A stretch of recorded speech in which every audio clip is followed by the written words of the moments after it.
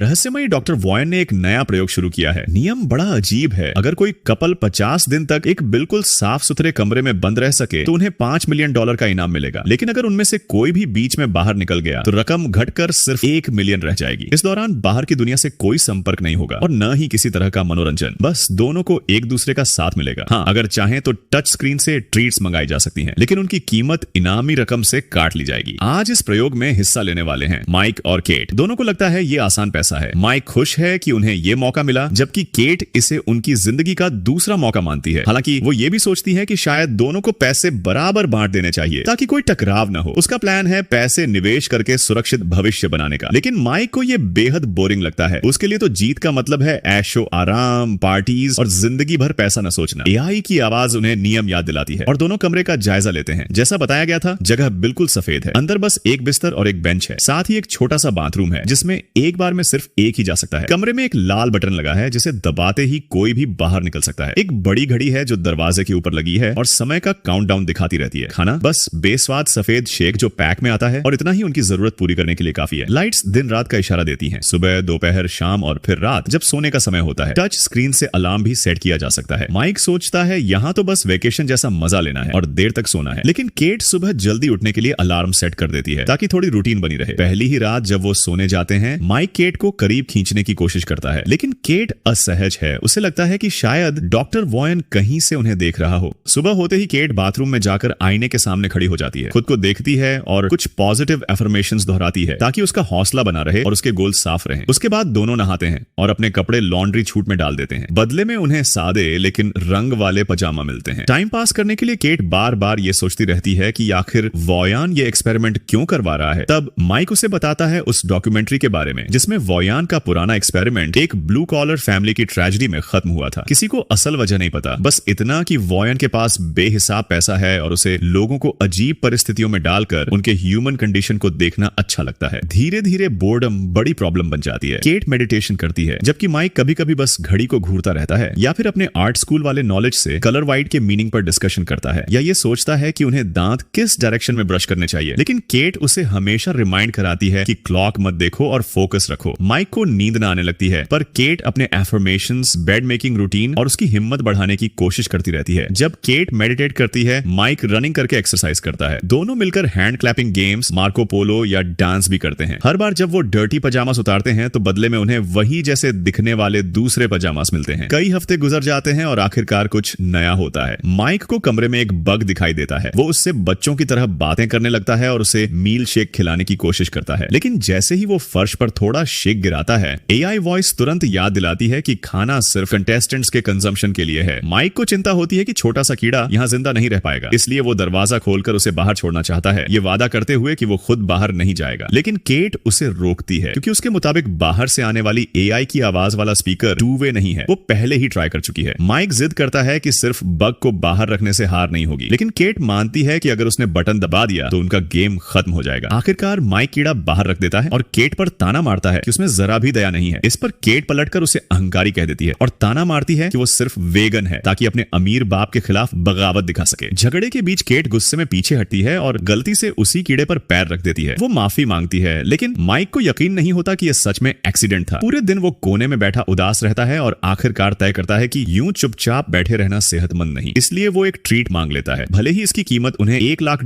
कम ही ना मिले, उसे ट्रीट में सिर्फ एक हरा क्रेयॉन मिलता है। माइक खुश हो जाता है कि अब वो दीवारों पर आर्ट बना सकता है। केट उसे देखती है और कहती है कि उसका पोर्ट्रेट बनाए, लेकिन माइक कहता है कि उसे रियलिस्टिक पोर्ट्रेट बोरिंग लगते हैं, वो अपनी स्टाइल में ही बनाएगा। इस वजह से केट मॉडल बनने से मना कर देती है। माइक पूरा क्रेयॉन यूज कर डालता है और दीवारों, बाथरूम और टॉवल तक पर हरे धब्बे छोड़ देता है। इससे केट फिर भड़क जाती है, लेकिन बाद में वो मान लेती है कि उसने भी ओवर रिएक्ट किया और माइक से माफी मांगती है, कहते हुए कि ये खेल उसकी सोच से कहीं ज्यादा मुश्किल है, मगर कम से कम अब सिर्फ 20 दिन और बचे हैं। सुबह एक जैसी और बोरिंग गुजर रही थी जब तक कि एक दिन केट उठकर बाथरूम में गई और वहां उसे एक बंदूक पड़ी मिली। हिम्मत तो नहीं हुई कि देख सके उसमें गोलियां हैं या नहीं, लेकिन उसकी मौजूदगी ही डराने लगी। चूंकि एआई ने साफ मना किया था कि लॉन्ड्री शूट में कपड़ों के अलावा कुछ नहीं डाल सकते, इसलिए उसने उस बंदूक को पलंग के नीचे छुपा दिया। कुछ दिन बाद आखिरकार कपल को कनेक्ट टाइम दिया गया, जहां उन्हें अपने प्रियजनों के भेजे हुए वीडियो मैसेज सुनाए जाने वाले थे। माइक को उसकी बहन का मैसेज मिला। वो बताती है कि परिवार कैसा है, लेकिन उसे लगता है कि माइक अब केट को डेट नहीं कर रहा। बहन को देखकर माइक बेहद खुश हुआ, लेकिन केट बिल्कुल भी अपना कनेक्शन नहीं चाहती थी। स्क्रीन पर उसके पिता का वीडियो आने लगा, जो अब सड़क पर नहीं बल्कि एक शेल्टर में रह रहे थे। ये देखकर केट घबरा गई। चाहे जितना रोका,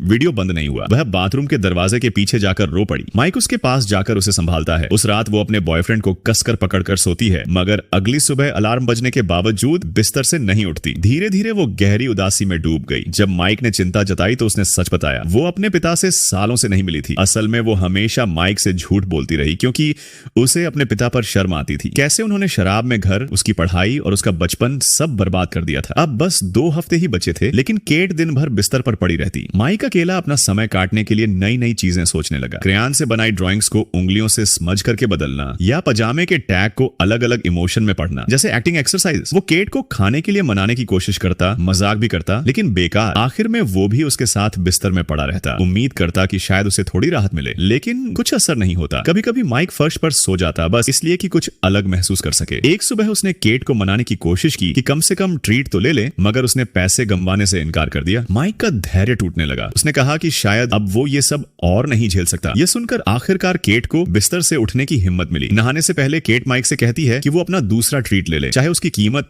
$2.5 लाख ही क्यों ना हो। माइक जैसे ही ट्रीट लेता है, दरवाजा खुलता है और अंदर आती है सिमोन, एक औरत जो बिल्कुल भी इस प्रोजेक्ट के बारे में नहीं जानती। दरअसल वो सिर्फ एक्ट्रेस है जिसे एक गिग के लिए हायर किया गया है। ढेर सारे NDA साइन कराए गए और एजेंट ने बताया कि शायद उसे बस 24 घंटे रुकना है, भले ही कॉन्ट्रैक्ट 1 महीने का हो। केट को उसकी मौजूदगी बिल्कुल अच्छी नहीं लगती, इसलिए वो माइक से कहती है कि अपनी टी-शर्ट उसे दे दे ताकि सिमोन थोड़ा कवर कर ले। सिमोन माइक की पेंटिंग्स देखकर उसकी तारीफ करती है और इन्फ्लुएंसेस तक पहचान लेती है, जिससे केट और चिढ़ जाती है। रात होते ही माइक सजेस्ट करता है कि वो फर्श पर सो जाएगा और दोनों लड़कियां बेड पर सो जाएं, लेकिन सिमोन कहती है कि वो जाग कर पहरा दे सकती है ताकि बाकी सो जाएं। केट उनकी इस नाटकबाजी से परेशान होकर कहती है कि तीनों एक ही बेड शेयर करेंगे, लेकिन वो बीच में सोएगी। रात को इस बार नींद न आने की बारी केट की होती है। सुबह जब वो उठती है तो सिमोन बेड पर नहीं दिखती और उसे लगता है कि वो चली गई, लेकिन असल में सिमोन बाथरूम में होती है। अब केट और बर्दाश्त नहीं कर पाती और खुद ट्रीट ले लेती है। उसे एक छोटा सा डिब्बा मिलता है जिसमें 3 कलरफुल कैंडीज होती हैं। केट तुरंत एक खा लेती है और सिमोन को भी ऑफर करती है। माइक बहुत हिचकिचाहट के बाद एक लेता है। तीनों डांस करना शुरू कर देते हैं, हंसी मजाक, मस्ती और यहाँ तक कि एक दूसरे को किस भी करते हैं। लेकिन थोड़ी देर बाद माइक का ट्रिप बिगड़ने लगता है। उसे हर जगह खून दिखाई देने लगता है और वो सपने में खुद को पानी के अंदर डूबता हुआ देखता है। साथ ही उसका छोटा भाई भी नीचे गिरता नजर आता है। दोनों लड़कियां उसे संभाल कर वापस रियलिटी में लाने की कोशिश करती हैं, लेकिन माइक घबराकर कमरे से निकलना चाहता है और बार बार शॉन और ड्राउनिंग की बातें करने लगता है। आखिरकार केट उसे खींचकर बेड पर ले आती है और उसे सुलाने तक सांत्वना देती है। सिमोन पूछती है कि माइक किस बारे में बड़बड़ा रहा था। तब केट बताती है कि माइक का छोटा भाई शॉन उनके घर के पूल में डूबकर मर गया था और उस वक्त माइक को ही उसकी देखभाल करनी थी। तभी से वो आज तक उस गिल्ट को ढो रहा है। माइक उस रात नशे में था, इसी वजह से उसे चोट भी ज्यादा लगी और अब कैंडी लेने से हिचकिचा रहा था। तभी सिमोन ने पूछा कि ये दोनों मिले कैसे थे। केट मुस्कुराकर बताती है कि एक बरसाती दिन वो बिना छतरी के फंस गई थी। तब माइक उसके पास आया और बोला, मैं सारे बारिश के कतरे पकड़ लूंगा ताकि तुम भीग न जाओ। जब माइक होश में आता है, सिमोन अपने बचपन का जख्म खोलती है कि उसने माँ को बहुत छोटी उम्र में खो दिया था। दोनों का दर्द साझा होता है और सिमोन उसका हाथ पकड़कर उसे दिलासा देती है। केट ये देख बौखला जाती है, मानो सिमोन उसका बॉयफ्रेंड छीन लेगी। सिमोन सीधे सीधे कह देती है कि केट का गुस्सा दरअसल उसकी असुरक्षा है। बात इतनी बढ़ती है कि माइक चिल्लाकर दोनों को चुप कराता है और गुस्से में बाहर निकल जाता है। बाद में केट मानती है कि शायद उसने गलत सोचा, लेकिन सिमोन आग में घी डाल देती है। शायद तुमने सही देखा, अगली सुबह माइक की तबीयत बिगड़ रही होती है, लेकिन केट का ध्यान कहीं और है। सिमोन जा चुकी होती है, मगर दीवार पर हरे क्रेयन से लिखा मैसेज रह जाता है, थैंक्स माइक